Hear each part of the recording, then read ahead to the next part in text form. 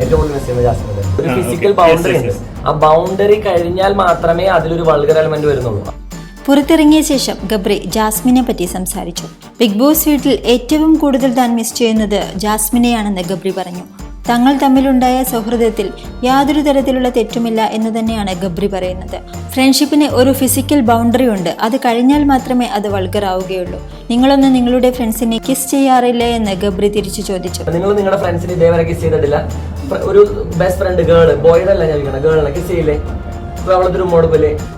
ഞാൻ ഒരുപാട് യാത്രകളൊക്കെ പോകുന്ന ആളാണ്, എനിക്കൊരുപാട് ഫ്രണ്ട്സുമുണ്ട് എന്നെല്ലാം ഗബ്രി പറഞ്ഞു. മാത്രമല്ല, ഒരാളോട് അടുപ്പം തോന്നണമെങ്കിൽ ഒരുപാട് ദിവസം വേണമെന്നൊന്നും എനിക്കില്ല. ഒറ്റ സെക്കൻഡിൽ ഫ്രണ്ട്സ് ആവുന്ന എത്രയോ ആൾക്കാരുണ്ട്. എന്റെയും ജാസ്മിന്റെയും ചിന്താഗതികൾ ഒരുപോലെയാണ്. അങ്ങനെയാണ് ഞങ്ങൾ പെട്ടെന്ന് കണക്ട് ആയതും. ബിഗ് ബോസ് വീട്ടിൽ വെച്ച് അവൾ തന്നെ കെയറിങ്ങും ഭക്ഷണം കഴിക്കാതിരിക്കുന്ന സമയത്ത് നിർബന്ധിച്ച് ഭക്ഷണം തരുന്നതിന്റെയും ഒക്കെ വില ഇപ്പോൾ പുറത്തു വന്നപ്പോഴാണ് ഞാൻ മനസ്സിലാക്കുന്നത്. ജാസ്മിൻ ഒരു ബ്രില്യൻറ്റ് പ്ലെയർ ആണ്.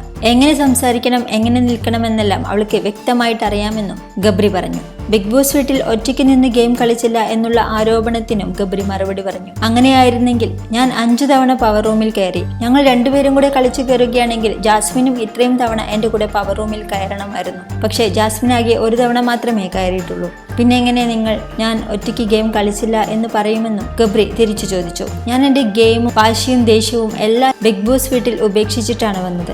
ആകെ അവിടെ നിന്ന് കൊണ്ടുപോകുന്നത് സ്നേഹവും സൗഹൃദവും ഇഷ്ടങ്ങളും മാത്രമാണ്.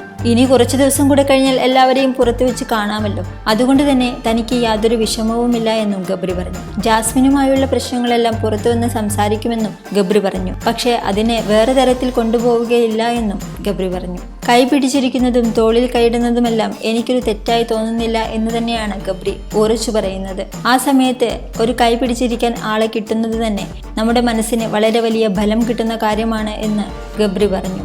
ജനങ്ങളുടെ ഇടയിൽ എനിക്ക് ഫെമിലിയർ ആവണം എന്നുണ്ടായിരുന്നു, അത് സാധിച്ചു എന്നാണ് ഗബ്രി പറയുന്നത്.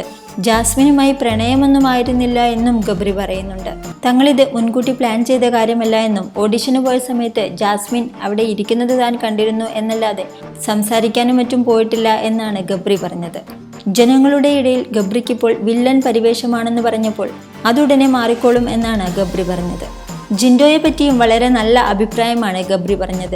ജിൻഡോ ഒരു പാവ മനുഷ്യനാണെന്നാണ് ഗബ്രിയുടെ അഭിപ്രായം.